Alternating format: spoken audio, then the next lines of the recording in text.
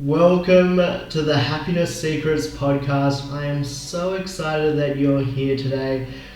This podcast is going to change your life on all levels. Hi, my name is Sam, the Happiness Man. I am a holistic health and happiness coach, meditation teacher, crystal light therapist, Samvahan energy healer, and connect therapy physiotherapist.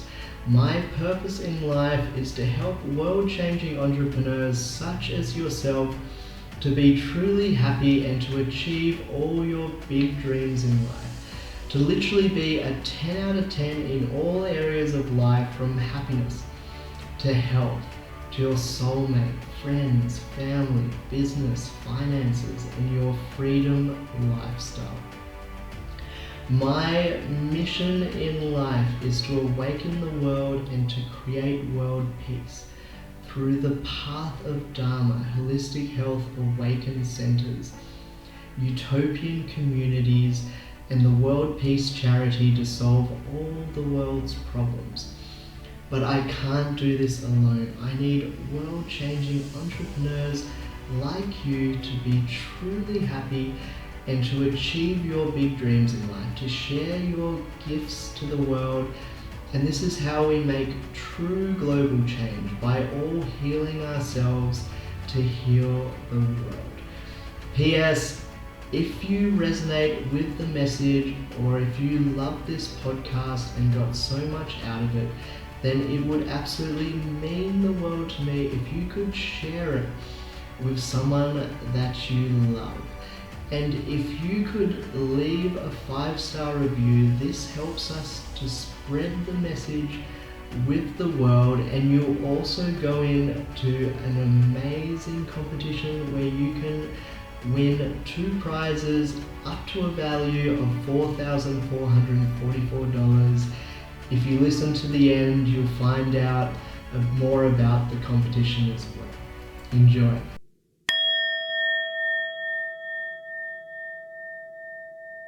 So your mission really resonates with me. I would definitely say I'm on the same mission. What I do as a coach, I call it holistic mindset and business coaching.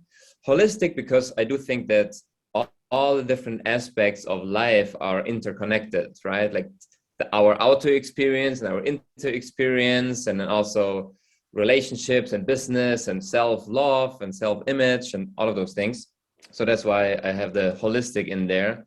And yeah, the way that I see myself having an impact to a better future for all of us is by working with individuals one-on-one and helping them to have more joy, more ease in their lives, and then to channel like that positive energy through their work. You know, a lot of people that I work with are entrepreneurs. I have some freelancers who are on their own mission to have a positive impact in their own unique way.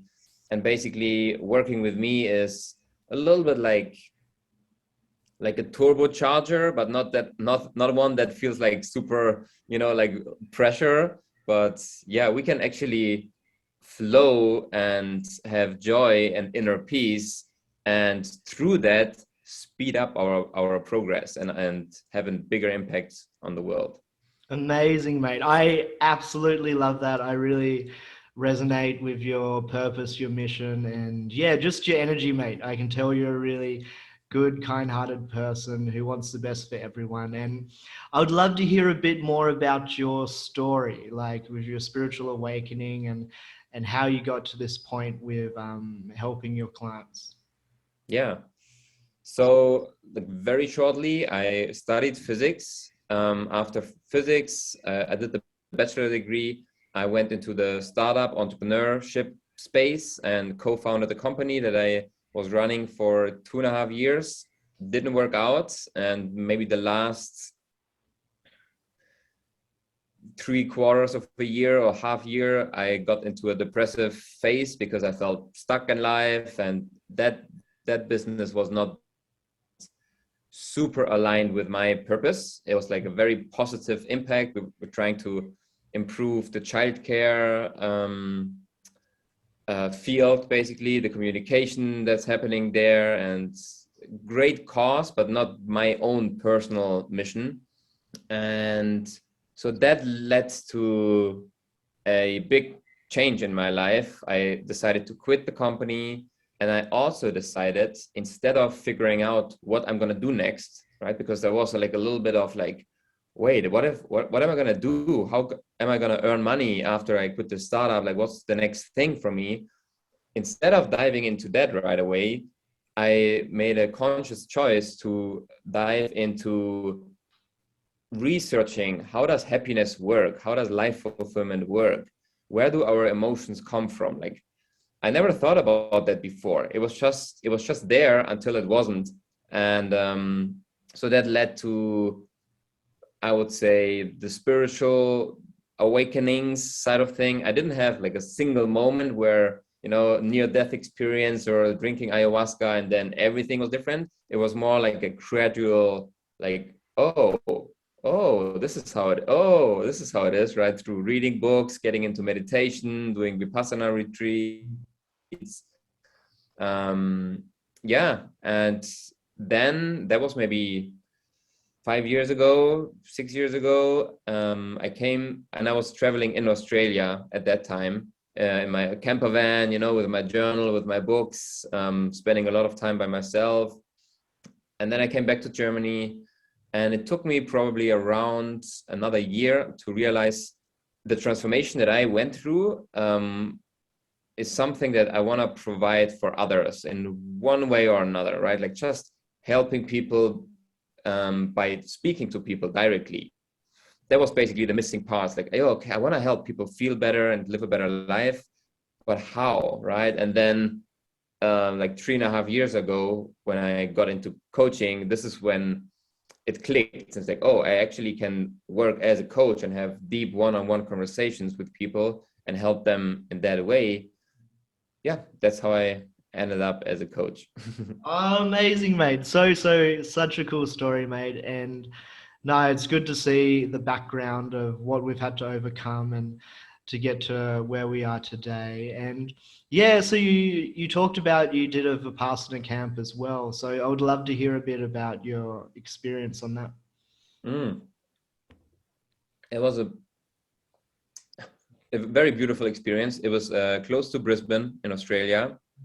The center there is so lovely and cute, and there's like a family of kangaroos living there who are also super peaceful because they are surrounded by meditators the whole time. So I came to this place, meditated there 10 hours a day for 10 days, basically without speaking to anyone, only to the teacher.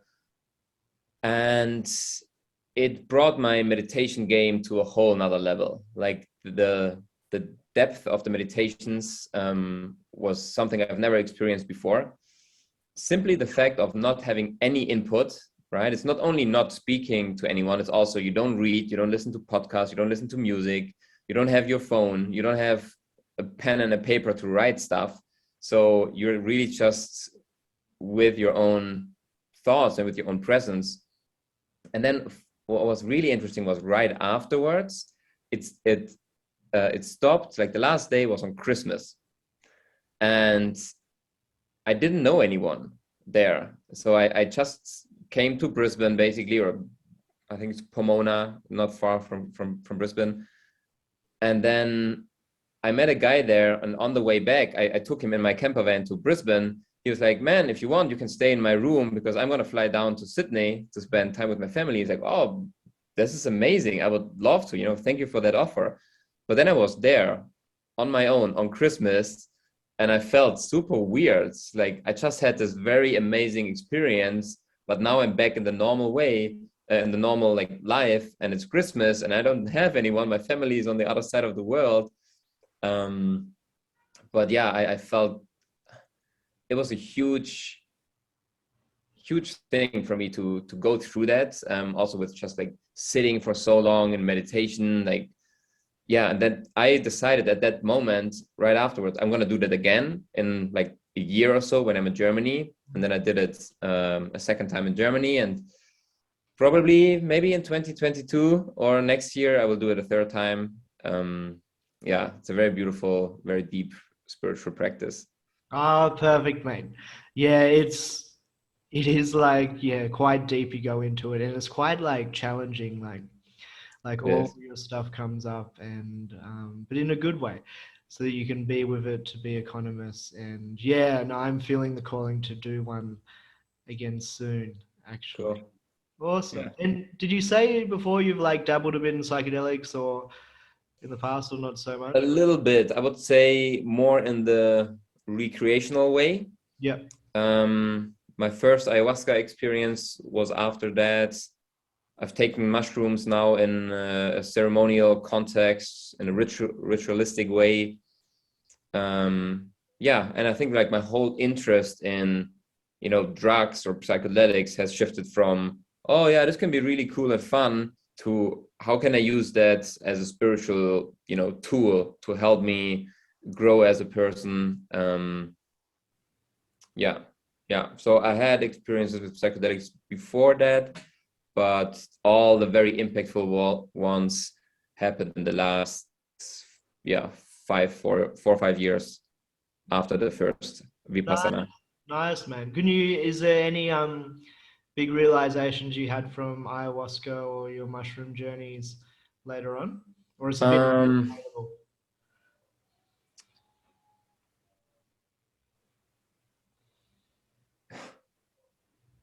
yeah, many, many.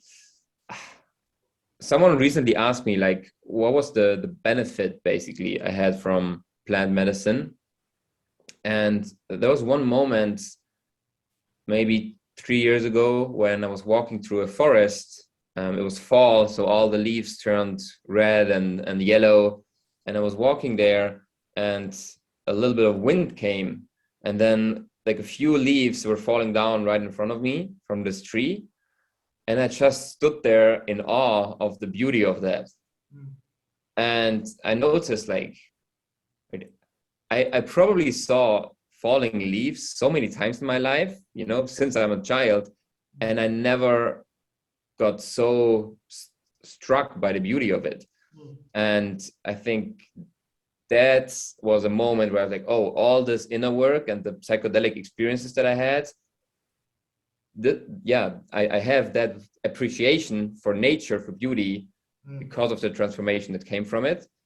Um, Yeah, and then like another example on my first, actually the third ayahuasca experience, but the first two ones were not as powerful, was when I had this visual representation of a part of me who just wants to be free, and like enjoy life, and another part of me who thinks we need to be disciplined, we need to just be productive and all of that.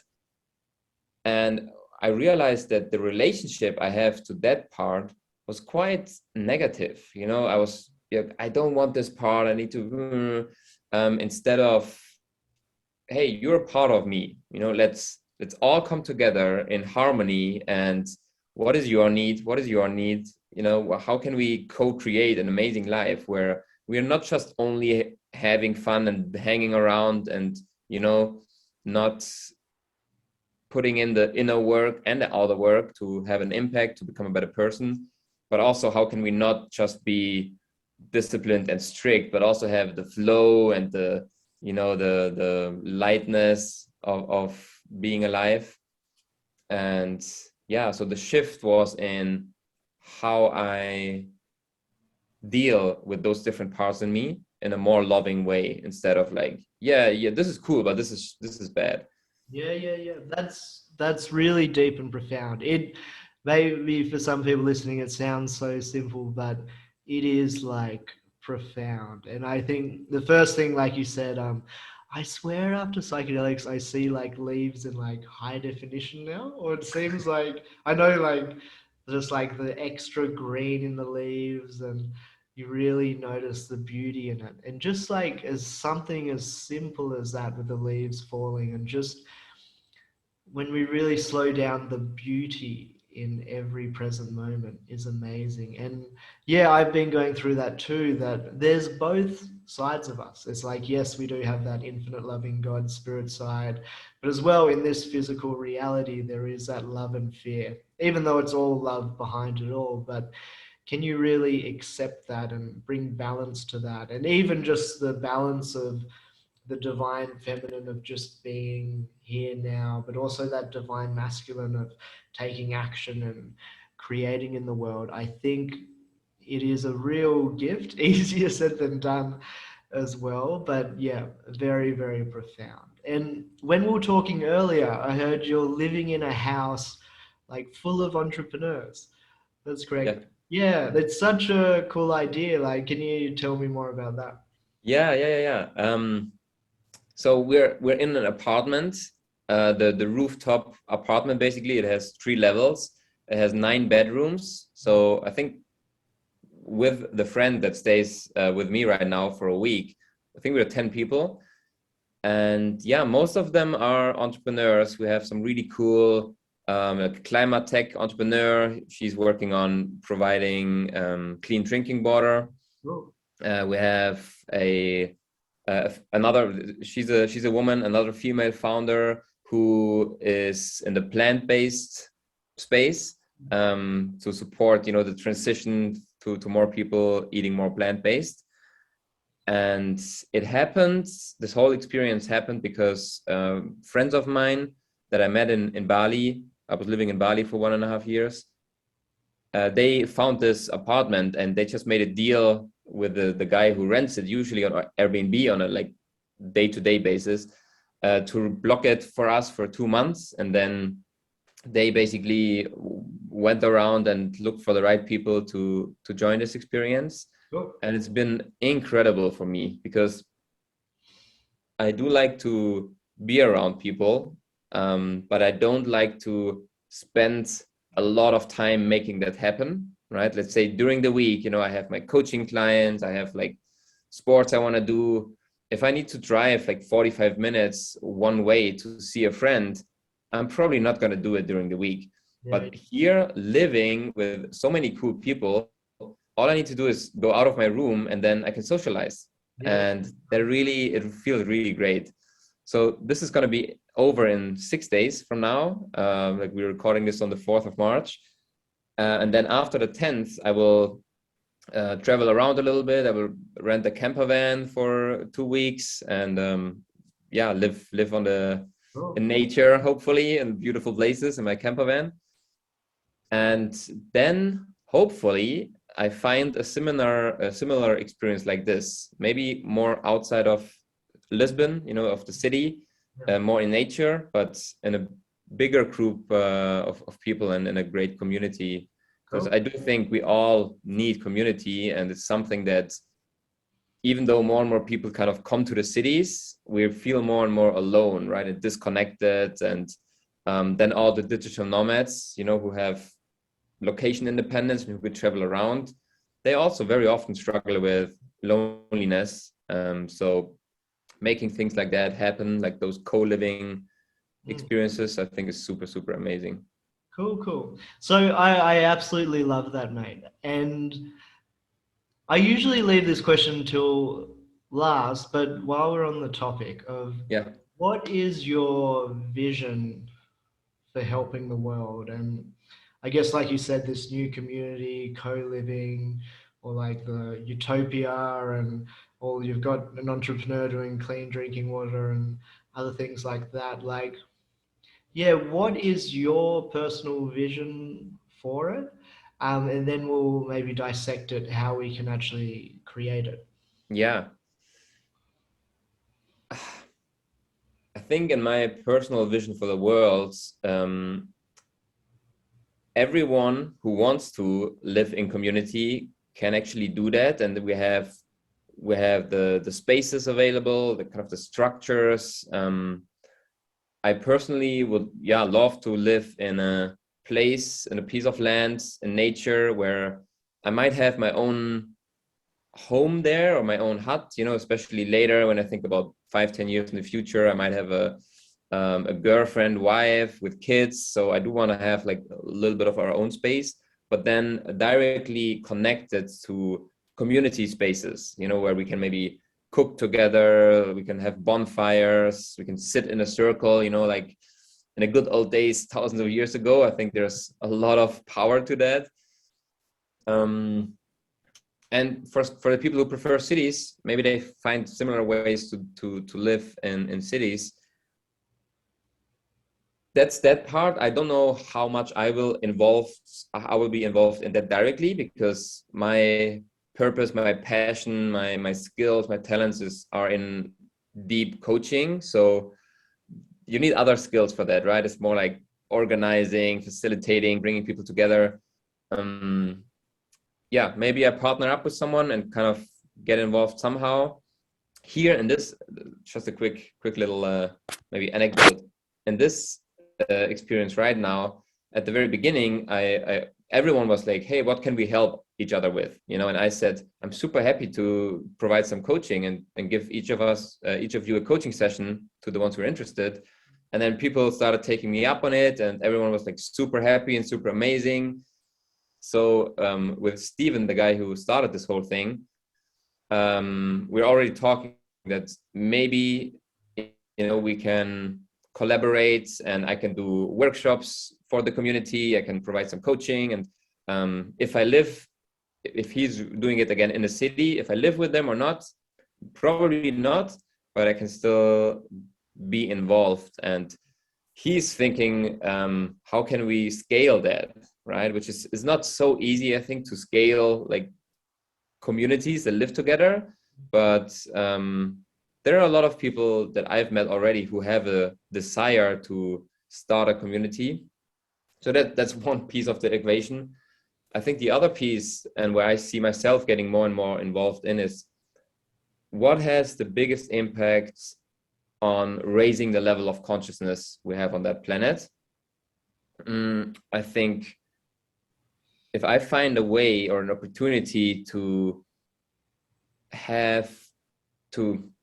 facilitate or implement change in the educational system, and maybe, you know, integrate some mindfulness practices or meditation into the educational system, so that children get exposed to those kind of values and practices at an earlier age, I think that could be very transformative for the whole of humanity, you know, in the decades to come.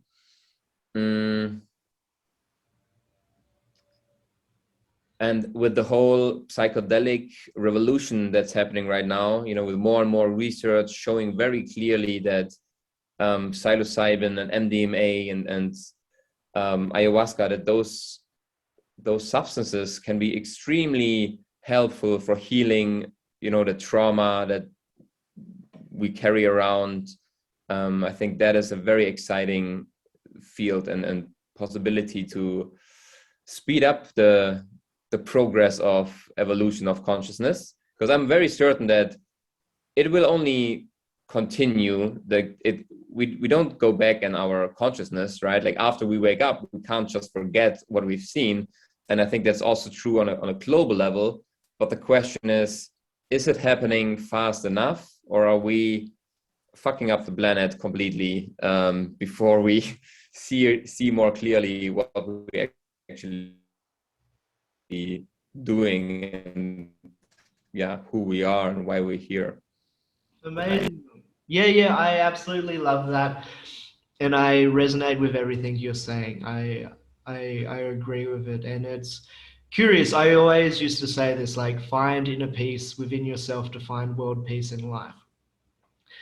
And I was just listening to this podcast, Deja Blue, and then there was like Reverend Brittany or something like this. She's a shaman, and I just saw she did a video on how to stop war and that, and she said that same quote. And so I've kind of found it's that balance of just being happy and being the change you wish to see, but as well taking action with that balance as well. But also to kind of know that in the past I maybe like put pressure on myself, like, oh, I gotta save the world, and do all this kind of thing. And like you said, you're a coach, and so it's like focusing on your niche, on your lane as well. And I think trusting that there's a lot of people out here with the same visions as we're light workers, we've manifested here for a reason to truly make a change. And so on that topic, so obviously at the moment there's a war with Russia and Ukraine, and you think 2022 that this would still happen, I was really surprised. And yeah, and I guess I'll talk a bit my kind of vision with it all and then leave it up to you that Yeah. I really believe that it is that find inner peace within yourself to find world peace in life. The only person that we're 100% in control of is ourselves. Yes. And really realizing, like we said before, there's those two parts of us. There is this loving, infinite loving God self, and then there is this fearful ego side with the separation, me versus you, I need to get something, or greed or power or whatever it is. And so I really believe it's like every moment's a meditation when you really learn to meditate, which seems so simple, and to realize you're not this dark voice in your head, and you just be. And it's almost like if you had a glass of cloudy, dirty water with dirt shooken up, and there's a piece of gold inside. And that's you, this infinite love or the mystery or however you describe the unexplainable. And if you're constantly thinking and worrying, and it really makes you lost in this illusion, this dream, or I really believe like this is a matrix, almost like a simulation and a dream, but there's not killer robots behind it. There's nothing but infinite love. And to get there, it is simple as just letting go. It's counterintuitive, counterlogical. One of the best books is like Tao Te Ching by Lao Tzu. It's like just be, not do, let go, it's already done. Need nothing, attract everything. And when we truly just let go and be that piece of gold, even though it just feels like presence, it feels quite not this big high or maybe do a psychedelics or this or that, but just very subtle, just to be. And then there's a subtle joy, a subtle happiness, a subtle peace. And this loving part of us, this connected, we're all one, like how we treat others is how we treat ourselves, how we treat ourselves is how we treat others, naturally comes out. That's who we all are. And even all these people who are so lost in their ego, it's like beneath it all, that's what we are. We're almost role playing in these games. And Lao Tzu says that if we just all focus on that, being the change, like doing the best we can, becoming the best version of ourselves, this creates a butterfly effect because we're all one. And it's 100% what we're in control of. And it said that in the Tao Te Ching, that if we just do that, we will naturally play our part. Like whatever our gift is, whatever excites us in life, will naturally unfold. Like you said, you're like with coaching, and I'm a coach and healer as well, but there's another person with like sustainable water and then renewable energy and this and that. So everyone, it will just naturally unfold, which is so counter logical, where it's like, oh, I have to do and save it all and da, da, da, when it's just let go and be. And but on the other side, like of course, like supporting the people in Ukraine or supporting everyone as well. But until someone's ready to change and to listen, it it won't be done. And it's almost we've been born into this society and it's so ego driven. Like it's amazing what we've created, but it's still a small percentage. And I feel it's like it's an important time in life. It's like of Gene Keys, it's a good book. It's the time when Prince Charming kisses Sleeping Beauty to awaken the world. that we're this caterpillar going into this cocoon, and it's metamorphosis. And that's why for like a lot of people that haven't woken up, like going through their shit, and like COVID's happened, and this war and all this stuff. But it's a part of the evolution that if you see behind it all, you can tap into. It's all love, but it's just that illusion. And but if we get lost in the movie of like Game of Thrones, if you believe you're that character, like life shit, it's suffering. But as soon as you awaken and you're like God or spirit consciousness watching the movie of life and living like a foot in both worlds, that's how I feel like naturally from that, then naturally we'll all evolve. Naturally, the communities will get built. Naturally, there'll be a more loving society, and things like war and that will never happen. But like it is, you have to trust the process, you have to have faith, and that, yeah, I believe like any movie like Star Wars or something like that, like love always wins in the end, and that's who we are, or that's how I really strongly feel. um but yeah, but end of the day, like life is a mystery. The meaning of life is a mystery. True knowledge is not knowing. So the mind wants to know why and try and figure it out, but just be in the present moment and just enjoy. And if we all move towards that, I really feel that the world will change. It will be more this loving 5D earth come into creation as well. So yeah, and I would love your thoughts on all that too. Yeah, I mean, I think where it gets a little tricky is like if we would all do this, right? But we don't. Not everyone is not everyone is putting in the inner work and looking at their own stuff. So how do we deal with that, right? Maybe what is the balance between focusing on ourselves and being in a state of love and peace, and maybe just also like channeling our energy into our mission? Yeah. And also, if there's something happening like this war, how do we deal with that, Yeah. right? And I don't think there's like the right answer for everyone, but I do think that there is a social pressure to be informed, Yeah. maybe even to do something about it, but also just only to be informed. And that can be, it can be great for someone to get information around that, and maybe then to mobilize things and maybe even find a purpose in doing something about this war and helping the people there.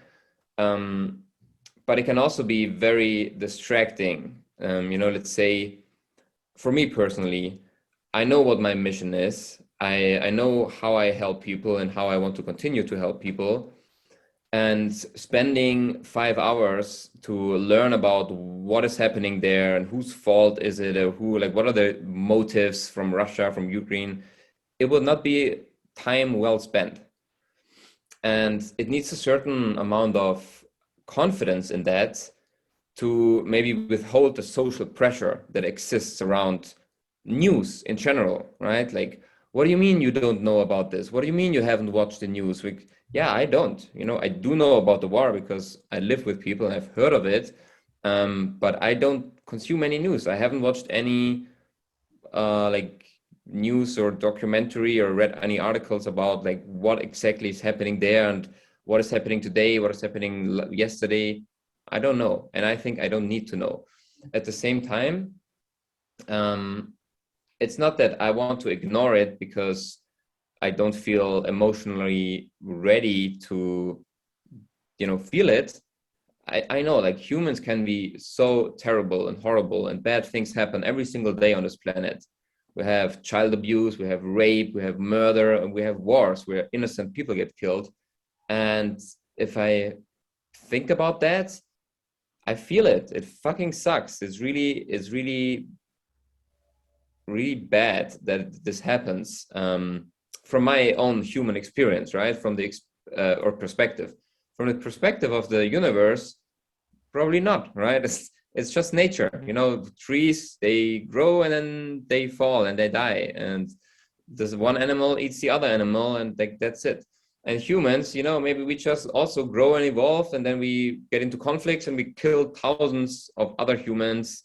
Yeah, that's just it, right? And then maybe we learn from it, maybe not. But as a human, you know, as a person with mirror neurons and the ability to feel compassion, it's like, yeah, this is really terrible that this happens. Yeah, so basically my perspective is, of course it happens because we have our egos, and Putin or whoever else is involved in making those decisions, they are not in a state of inner peace and happiness. It's impossible to hurt someone or to start a war if you're in that state. So clearly we wouldn't have that problem if they would be in an inner state of joy and peace. But they're not, right? They're not, and maybe they never will be in this lifetime. I don't know. Yeah, so I do think the worst thing that we can do in general, like that's a very generalistic statement, is to get sucked into the war topic and consume, feel more and more terrible, and not do anything about it. I think the percentage of people who actually proactively do something about it, maybe donating or demonstrating, or if you live closer to there, maybe taking people, refugees, into their homes, I think this percentage is very small. Yep. And there are a lot of people who are very engaged in the information and, you know, just the news things. And I don't think that's helpful. Like, no one benefits if more people feel terrible. It's not good. You know, if people feel like terrible in a way that they are angry and upset, and then they do something with that energy, they channel it into like creating a change, okay, that's great. But if you don't see yourself doing it, or you know, like, no, I have my thing here, then it might be a good idea to also have some boundaries. Like, how much of this negative stuff do I want to get involved in? If it lowers my level of joy and happiness, then it's probably more harmful than beneficial. Yeah. So yeah, I guess my encouragement for the listeners or watchers is check in with yourself, be honest with yourself. Like, is it useful for you to get really into that whole dynamic and topic? Are you going to do something about it? You can even do something about it by just sharing things like in a proactive way that are useful, not to spread more fear. That's not useful.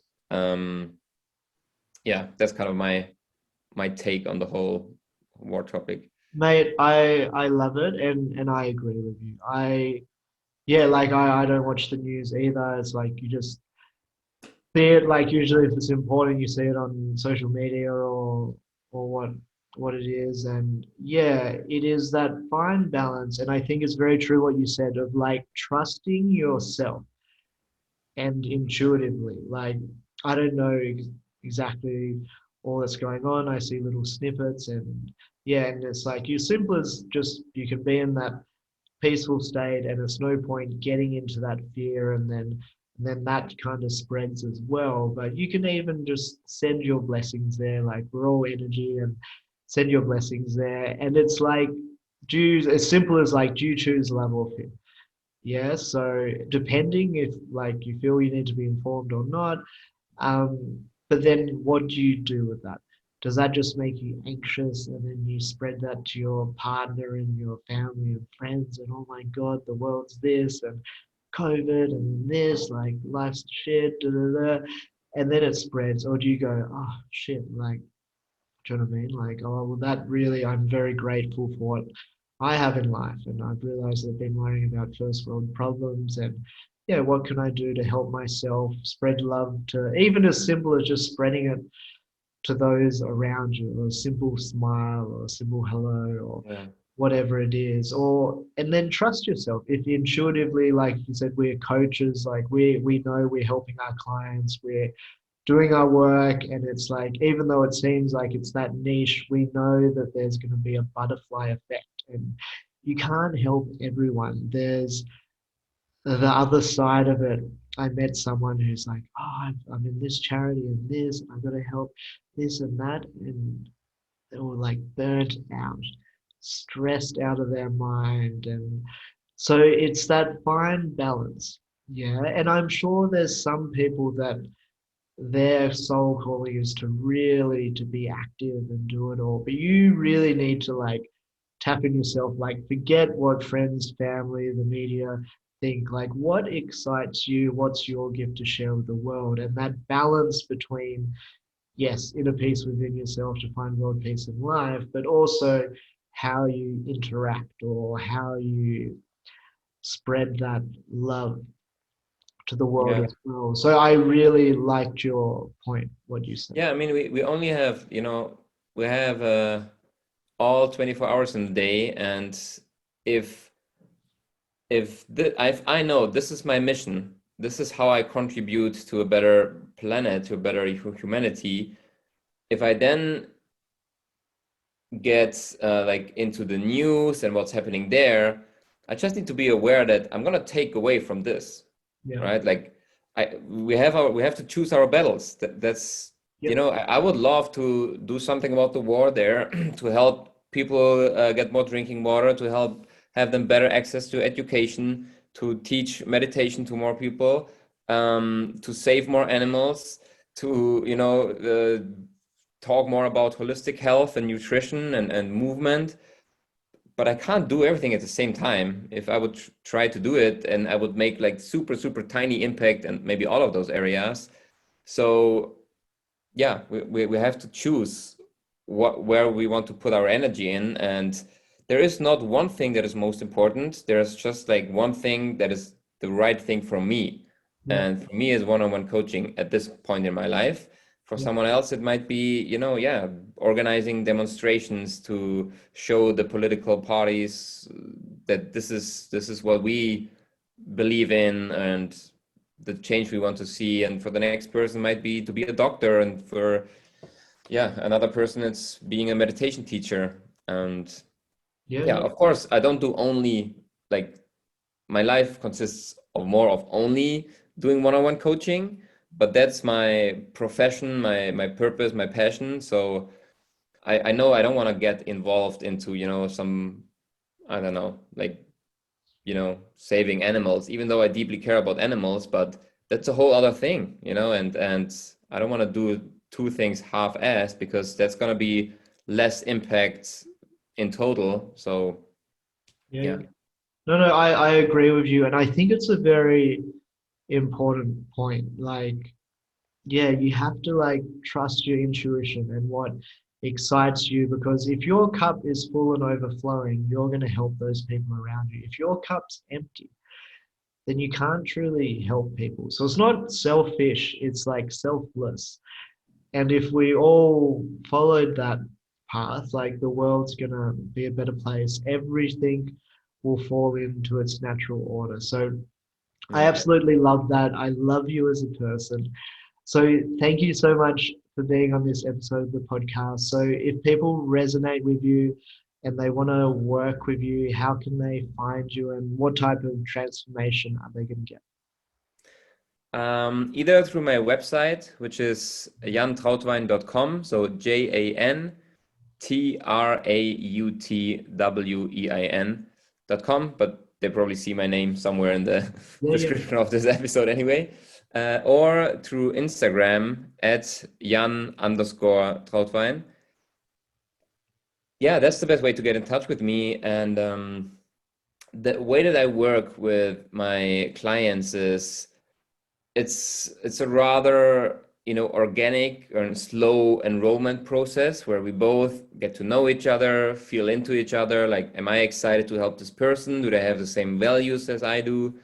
Do they like working with me? Do they get like a benefit? Do they see the value? Do they experience the value?